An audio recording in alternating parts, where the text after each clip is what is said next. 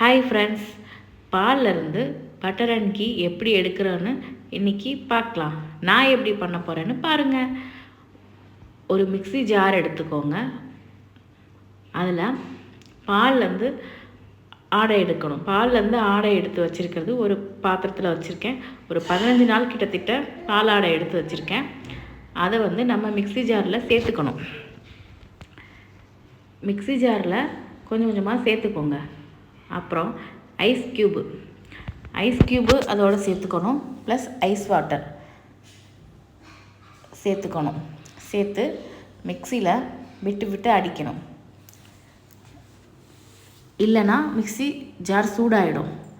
அதனால் மிக்ஸியில் நம்ம விட்டு அடிக்கிறோம். அடித்து எடுத்துக்கோங்க. எடுக்கும்போது மோர் தனியாக பிரிஞ்சு வந்துடும், வெண்ணெய் தனியாக பிரிஞ்சு வந்துடும். பார்த்தீங்களா, வெண்ணெய் மேலே வந்துருச்சு. கீழே இருக்கிறது மோர். உங்களுக்கு தேவைன்னா யூஸ் பண்ணிக்கோங்க, இல்லைன்னா வெண்ணெயை மட்டும் எடுத்துக்கோங்க. எடுத்துட்டு நம்ம நல்லா கொஞ்சம் கூட வெண்ணெய் இல்லாமல் எடுத்துக்கோங்க. மோர்லேருந்து தனித்தனியாக உருட்டி ஒரு பாத்திரத்தில் ஐஸ் வாட்டர் எடுத்துக்கோங்க. ஒரு 3 டைம் கழுவி எடுத்துக்கணும் வெண்ணெயை. ஏன்னா அந்த மோர் பட்டரோடு இருக்கும். அது நல்லா கழுவி எடுத்துக்கோங்க. அதுக்கப்புறம் ஒரு பாத்திரத்தில் அந்த வெண்ணெயை சேர்த்துக்கோங்க. நம்ம அது சூடு பண்ணும்போது நெய்யாக மெல்ட் ஆகி நமக்கு கிடச்சிரும். இப்போது லோ ஃப்ளேமில் வச்சு பட்டரை சேர்த்துக்கணும்.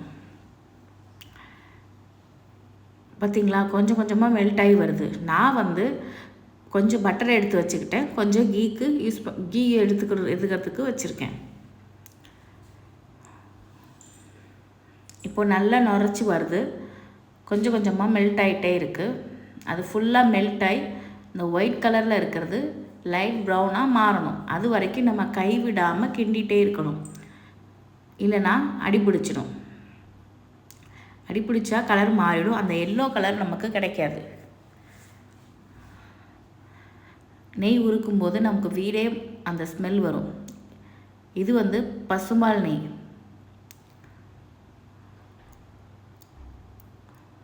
பசும்பால் வாங்கினீங்கன்னா உங்களுக்கு நல்ல நெய் கிடைக்கும். ஆடை அதிகமாக நமக்கு கிடைக்கும். அதுலேருந்து நெய் எடுத்துக்கலாம். இப்போ பார்த்தீங்களா, நான் ஃப்ரீசரில் வச்சுருந்தேன். அதனால தான் டைம் எடுக்குது. நீங்கள் பண்ண உடனே எடுத்து செஞ்சிங்கன்னா உடனே மெல்ட் ஆகிடும். இப்போ பார்த்தீங்களா, அது நல்லா நுரைச்சி வருது. மேலே அந்த கண்ணாடி பால் மாதிரி வருது பாருங்கள். நம்ம கைவிடாமல் கிண்டிக்கிட்டே இருக்கணும். மேலே ஒயிட்டாக இருக்கும், அதெல்லாம் கீழே அடியில் போயிட்டு ப்ரௌனாக தங்கிடும். அது வரைக்கும் நம்ம கிண்டிக்கிட்டே இருக்கணும். நல்ல கண்ணாடி மாதிரி பபிள்ஸாக வருது. இந்த டைமில் முக்கால்வாசி ஆயிடுச்சு. இனி சைடில் பார்த்தீங்களா ப்ரௌன் கலரில் இருக்குது. இந்த ஸ்டேஜ் தான் கரெக்டான ஸ்டேஜ்.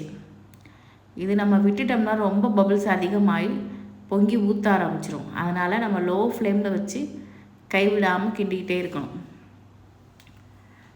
அடியில் பார்த்திங்கன்னா ப்ரௌன் கலரில் இருக்கும். அது வரைக்கும் நம்ம அதை கிண்டிகிட்டே இருக்கணும். இப்போது சூப்பராக நெய் ரெடி ஆயிடுச்சு. பார்த்திங்களா கலரை. இப்போ ஒரு ஃபில்டர் வச்சு நம்ம வடிகட்டி எடுத்தால் சுத்தமான நெய் கிடச்சிருச்சு. இப்போ பார்த்திங்களா, அடுத்த நாள் காலையில் அந்த நெய்யோட கலர் பார்த்திங்களா, டிவியில் விளம்பரத்தில் சொல்லுவாங்களா மணலான நெய், அந்த மாதிரி வந்துடுச்சு. பார்த்திங்களா, சூப்பராக.